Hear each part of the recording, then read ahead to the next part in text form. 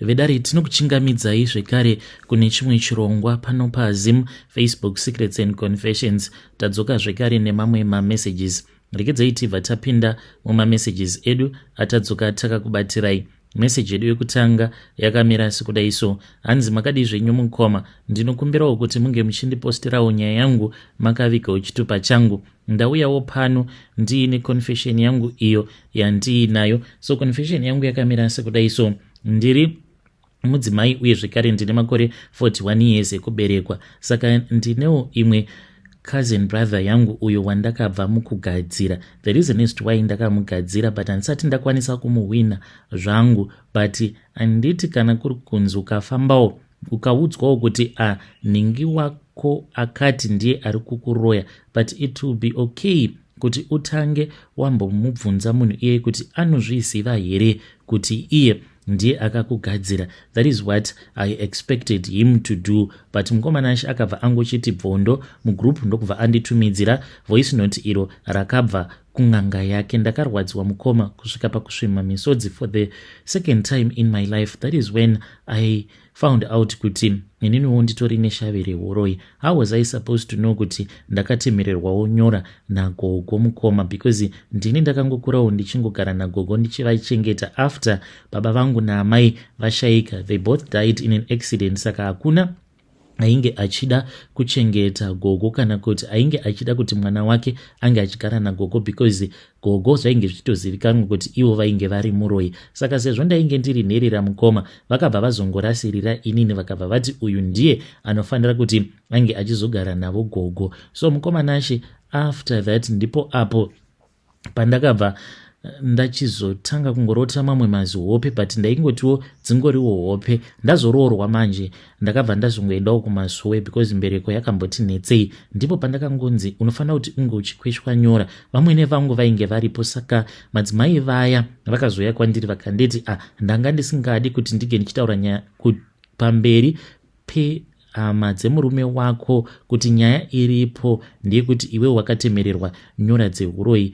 I tried to defend myself, but vakabva vanditi no, kana munhu akanzi akatemererwa nyora dzehuroi hazvirevi kuti iye anenge achitoroya. It is just that iconnection yavanoshandisa ivo varoi kuitira kuti vange vachizokushandisa muhuroi hwavo. So mukomana ashe ndo zvakaitikawo ipapo. Then nehanzvadzi yangu ikabva yazoendawo ikabva yazonoudzwawo kung'anga kuti eniwo ndiri muroi, ende ndokubva angochibvondora mugroup mukoma. Ndakarwadziwa. Then ndikabva ndati iripo kana ndiri muroi tichaonana. So ndakabva ndachizomugadzira mukoma. Ndakangoendawo kune vamwe amai ndisingatozivi kuti amai ava vanobata mishonga yakashata, yet ivo vari muprofita wenguo tsvuku. This was after takatukana mukoma. Murorawo akabva azopindira nyaya yacho. So now it was woman to woman. Takanetsana mukoma kwenguva refu ndokubva ndazoenda kuna madzimai vaya ndikabva ndachizokuvadzisa brother yangu, but maresults chaiwo andainge ndichida handisati ndakwanisa kumawana. So ndakangoitirwa mhikowo dzandakanzi mhiko idzi dzandiri kukuitira anofanira kuti ange achizofa, but anofanira kuti ange achizozviuraya. Saka kutaura kudai so anototevererwa nemweya wacho iwoyo, the spirit of suicide. One day is one day. I'm not sure kuti like izvizvi ndezvipi zvaanosangana nazvo, but that spirit of suicide is following him. So I suspect kuti zvimwe kuda anokwanisa kuzongova munhu anenge ava nedepression, but depression iyi ichikonzereswa nemweya iwoyo werufu uri kumuteverera. Saka hanzi achazoti kana ari kumusha ungoti mugomo obva anozvisungirira mugomo imomo, but the person that is going to be blamed hanzi muroora mukadzi wake uyu, hanzi pane zvichaitika. But I think kuti maybe muroora uyu anenge achahurira chete brother yangu. Ndiyo secret yangu yandiinayo mukoma nashe. Sometimes handirari ndichingozvibvunza mibvunzo yakawanda, but iye ndiye akaita dzungu. Okay, handiti akaenda kung'anga kwacho akati aenda ko akadii kutanga auya kwandiri obva anditi munozviziva here kuti izvi ndo zvinoitika kwamuri kuti munopotawo muchimutswa nevakafa usiku muchienda muchinobatiswa mabasa erima. Handiti munhu ndo zvaunoita. hakuna sina maproblems mukoma. Neniwo mukutofamba even though ndichitonzi ndine shavi racho rehuroi, but ndinotobatawo vamwe zvekare ndichitonzi uri kuroyiwa naningi. So kana ndichinzi ndiri muroi but ndikafamba ndobva ndanzi ndiri kuroyiwa naningi, why is it ndisingazopinde mumafamily group ndobva ndangoisa kana maaudio kana kurekodha muprofita anenge achindiprofita achindiudza kuti hei ningi wako ndiye ari kukuroya. Mukomanashi, maprofita neng'anga kana ukasazvingwarira unokwanisa kana kutozvivenganisa nehama kana kuzotogadzirwa apa munhu anga asitomborena kana dhiri newe sezvakaitika ipapapa. Vedare ndo message iyo yandakatumidzirwa ichibva kuna vanzvadzi vedu. Zvakangooma hazvo. Mamwe mastatement acho wega unosvika pakupererwa, munoziva kunonzi kupererwa, munhu achitaura zvake zvaanenge achitaura.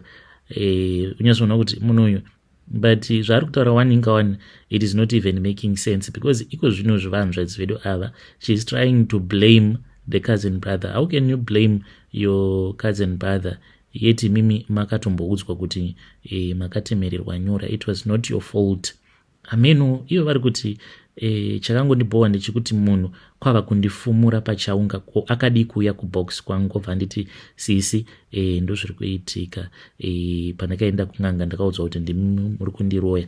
I mean, is it possible kuti iko zvinozvi nai Vedare zvoitika kwamuri kuti mafamba kwamafamba ikoko then mobva maudzwa kuti ningi wako ndiye ari kukuroya? Ungaenda kwaari here munhu iye directly obva wamubvunza? And that is what I expected this person to do. Ngatizamei kuti tinge tichitaura navo mucomment section. Regedzai tibva taenda panyedu inotevera. Nyedu inotevera yakamira sekudai so. Hanzi makadi zvenyu mukoma, ndinokumbirawo kuti munge muchindiposterawo nyaya yangu makavikawo chitupa changu. Maex awa anonetsa mukoma. Handizivi kuti ndini ndiri wiki here, ndini ndisina maboundaries here. Kutaura kudai so mukoma, kubva zvandakaroorwa last year muna January ndarara nemaexes angu anokwana iwo kuita 6. So I really do not know kuti chii chiri kuitika kwandiri. Ndigerewo kunoku kuZimbabwe mukoma, saka ndakati ndaroorwa paya, then one of my ex akabva anditi kwewe unogoroorwa sei tisina kupedzerana. Ndikangoti it is fine, munhu uyu handidi kuti ange achizondimakisa, because munhu uya wekuti anongodhakwa plus ane tumari twake. Munongoziva kuti varume vane mari vanongoita yose because aitoti ndoda kukuparadzira kamarriage kako so that you can get married to me. Ndikabva ndarara naye ndichimuvhara, then the other guy also came mukoma, ndokurara naye until ndasvika pakurara navo vose vari 6 kudaro. My husband does not know mukoma since last year. Dai kwanga kuri kunzi ndakapinda mumarriage when I was not pregnant, ndaiti zvimwe kuda ndakamitiswa ne one of my ex, but ndaitoenda kutonorara nemaexes angu not because of love but simply because munhu anenge achingondibvunza kuti kwewe unogoroorwa sei tisina kupedzerana. So handizivi mukomanashi kuti ndo vamwewo zvavanosangana nazvo here vamwe vakadzi kunzouku, kana kuti it is only happening to me. What is wrong with me? And vanhu vazhinji vanongonditi ndine moyo wakanaka sterek and I am too soft, so maybe that is why all of these men end up taking advantage of me. What can I do mukoma? Because I do not want people to take advantage of me anymore. I want to become a strong woman. I want to become a faithful woman for my husband. I have learned my own lesson. I don't want to cheat on him ever again. I have done it and I don't want to do it. Please assist a dear sister mukoma nema advices. Vedare ndo message iyo yandakatumidzirwa ichibva kuna vanzvadzi vedu avo. Zvakangoma hazvo vedu we. Chingonyorako mucomment section mwanasikana kuti ndiri nzenza, Mwari ndibatsirei, so that God can forgive you for what you are doing. But mwanasikana uyu ari kuti I don't want to do it anymore. Zvakangoma hazvo vedu we. Kunzwira ma-ex-boyfriend tsitsi zvekuti unosvika pakunzwira murume tsitsi ongoti chingoya hako tingorara tose. Mahwani, when you get married to that type of a woman, panenge pakaipa. Regedzai tibva taenda panyedu inotevera. Nyedu inotevera yakamira sekudai so. Hanzi makadi zvenyu mukoma, ndinokumbirawo kuti munge muchindipostirawo nyaya yangu makaviga chitupa changu. So murume wangu akasungwa ende akabva azonzi 19 years in prison mukoma. Should I wait for him? Ininiwo ndiri mudzimai uye zvekare ndine makore 38 years ekuberekwa nemurume wangu. Takaitawo vana vedu vatatu. So I just want to ask kubva kumhuri yeZimbabwe kuti ndodii in the meantime, because 19 years by the time paachazonzi abuda mujeri ndinenge ndava nemakore mangani. Right now ndine 38 years. Ndo pandava kutanga kunzwawo kuti chii chinonzi kunakirwawo nebonde, then murume obva asungwa. Ende mufunge zvenyu, paakati ainge achida kuti tinge tichibva kuSouth Africa tichiuya kuno kuZim, ndakamubvunza kuti do you have a plan? Akanditi plani ndinayo, sezvo ainge ava kuita mari, because he was always traveling between Pretoria obva aenda muMessina obva azoyambutsa vamwewo vaaizouya navo vanenge vaine gold mukoma. Murume akaita mari pasina kana nguva ndokubva atenga Ford Ranger, then ndokubva tachizodzoka kuZimu. Ndakangobvuma mukoma, ndikati murume wangu aita mari, kana akaenda ari ega kumusha ndinozomutorerwa. Then that is why I agreed kuzoya kunoko kuZimu. Takati tauya kuZimu mukoma, upenyu hwakaendeka, tikararamawo kaupenyu kainge kari nani. Then munhu ndikabva ndachizomuudza kuti dai machisiyana nazvo, maita mari ingawani matenga bhazi. Akatenga bhazi mukoma kuburikidza nekusmagula gold, ende rimwe goridhe racho rinototyisa kana kutaura vanhu vacho nemazita, but he was the one who was caught. Munongoziva kuti kana kwava kunzi kune anti-corruption vanotsvaka vaya vekuti vanenge vari vanhu vanenge vachingoshandisiwa, but vakuru vacho manje vanenge vari varidzi vegold mazita avo haambofi akataurwa. So my husband, I even told him kuti iwe ndarota man, ndarota uchisungwa nemapurisa, but kuzonosungwa kwawaitwa nemapurisa, but ndiri kuhope ikoko ndanga ndichitonzwa munhu angachiti uyu haana kana mhosva, uyu afira mafufu segonzo. Voice riya rikabva ratotanga kutoseka. Munhu uya ndainge ndisingamuoni. So murume wangu nevamwe vake avo vacho vaizosmagula gold, he was just a driver. Then they drove, they were supposed to go to Pretoria kunosiya goridhe iroro amene kuti raizoendeswa kopi, I suspect kuti kuDubai. Gold ravainge vainaro mukoma rainge rakawanda. Pose apa mukoma Nashe, they will just pass through. Amene madhiri avaita paboda, motikari yavo yaisambosechwa kana kumboendeswa pamishini yayo inosikana, it will just pass. But ipapo mukoma handina kana kurara, because they used to travel through the night. So vakasimuka kuHarare, it was somewhere kuma 12 vachiitira kuti vange vachizosvika kuBeitbridge usiku. Then handina kana kukwanisa kana kudya, hana yangu yaingorova mukoma. Paakangondifonera mukoma, that was when pandakangoti nai Mwari wangu, saka ndichaita sei?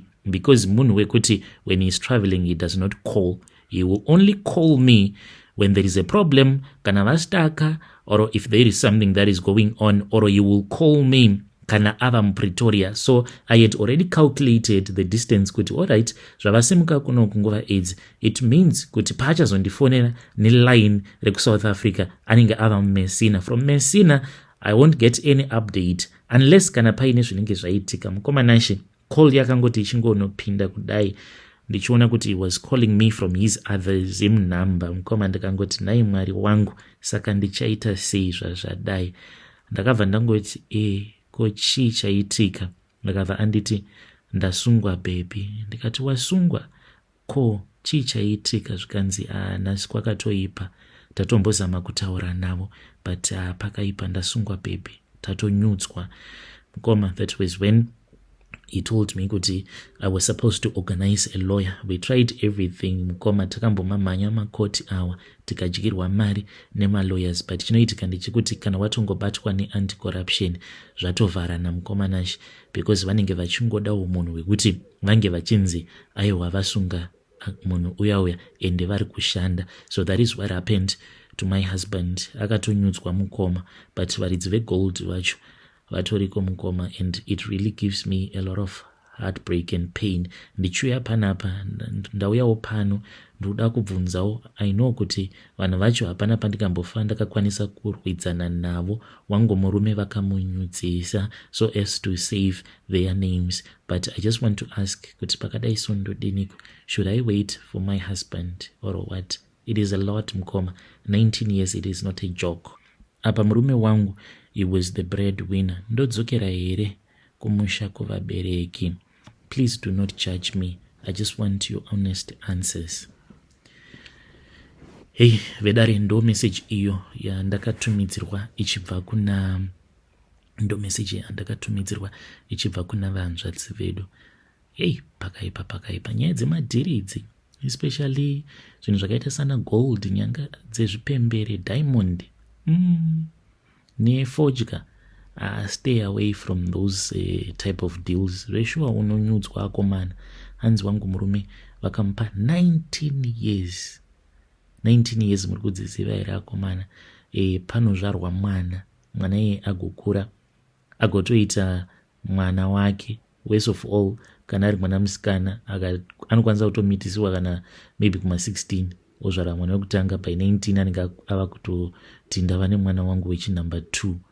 It is not a joke. Saka hanzi ndodini, ndoramba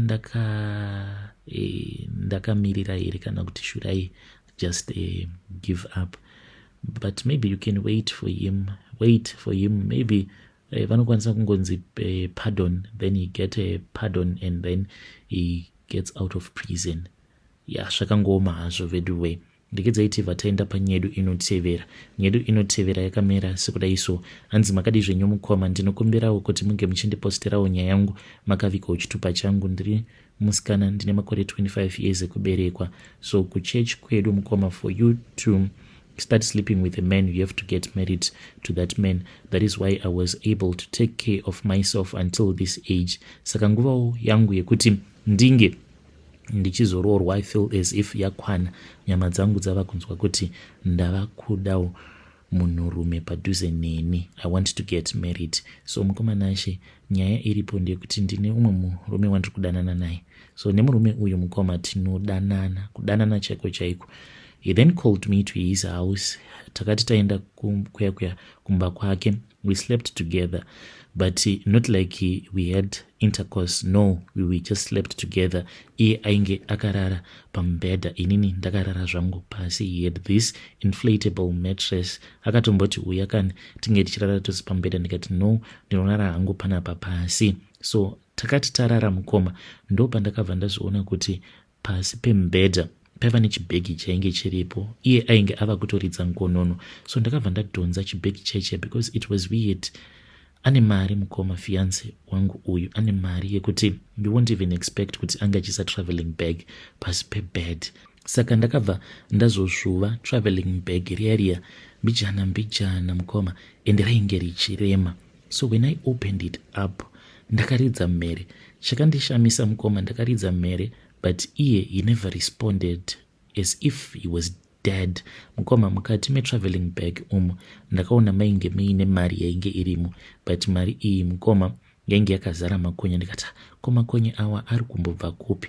Ndopa ndakabva ndaona kuti mainge muine chimwe chiplastic bag. Ndichinovhura chiplastic bag ndikabva ndaona kuti mainge muine dehenya remunhu mukoma. Saka dehenya iri ndo rainge rakazara nemakonya, richiita sekunge rainge rabva mukufukunurwa, raiva nemadhaka mukoma, nashi rakazara madhaka. So I screamed so bad. Pandakascreama mukoma, dehenya riya ndo parakashanduka rikabva raita cabbage. That was when he woke up, akabva ati chi. Maria ikabva yanyangarika mukoma nashi. He then took the traveling bag, akabva ati hazvimwe zvinhu, you don't have to snoop around, especially when I am sleeping. He then got mad. He ended up sleeping in his study room. So we spoke about it in the morning. Akabva anditi iwe une hallucinations ako, because like I am a vegetarian. Akabva anditi when you are a vegetarian you are not getting your proper proteins, saka zvinozokonzeresa kuti inge uchizoita hallucinations. And I was like, I was a vegetarian since like ever, because my parents, they used to go to Seventh Day, but then we stopped going there, but takangoramba tiri vegetarians, so we like that. Saka this thing of you saying kuti I have started hallucinating like now, why ndisina kumbogara ndaka hallucinate before I had met you, before this incident? But takazongotaura namukoma, munhu wangu ndinomuda kutaura chokwadi. That is what I want people to understand. Ndinomuda munhu wangu, but I'm scared, mukoma. I do try to lie to myself, but it's obvious. It's an obvious case. Munhu wangu uyu akaromba mukoma with what I saw, but I still love him. It's crazy, yes, but I do love him. But how can I tell him kuti for him to get married to me, he must throw away zideya nyaracho iroro randakaona nemari idzodzo dzandakaona dziri mutraveling bag dzakazara makonye nezikabheji racho iroro, then we can get married, mukoma. I have been with this guy for a long time. I have shared moments with him. I have been in bed with him, even though tisina kurara tose. So I don't want to do that with another man, mukoma. Please assist me. Yo, you are so naive, mwanasikana. Asi ngatizamei kuti tinge tichitaura naye mwanasikana uyu mucomment section. Ya zvakangoma hazvo veduwe. Ya pakaipa. Ngatimubatsirei mwanasikana uyu mucomment section. Ngatisanganei zvekare mune zvimwe zvirongwa zvinotevera. Nhasi musi wa 24, tomorrow is 25. Tichingoti Merry Christmas. Merry Christmas. Let us meet again in the following episode.